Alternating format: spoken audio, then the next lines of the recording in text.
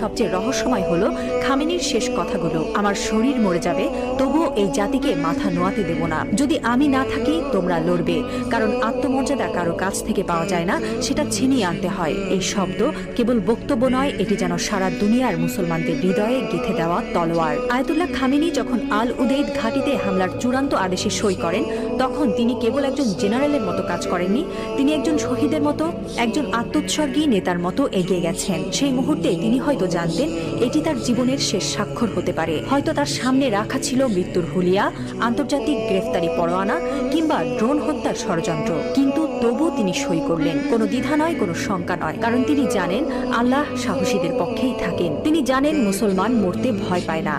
যারা আল্লাহর পক্ষে থাকেন তারা জানে মৃত্যু মানেই পরাজয় নয়, বরং আত্মত্যাগী বিজয়ের শুরু। এই একজন মানুষ এখন আর কেবল ইরানের নেতা নন, তিনি হয়ে উঠছেন সারা বিশ্বের মুসলিম উম্মার প্রতীক।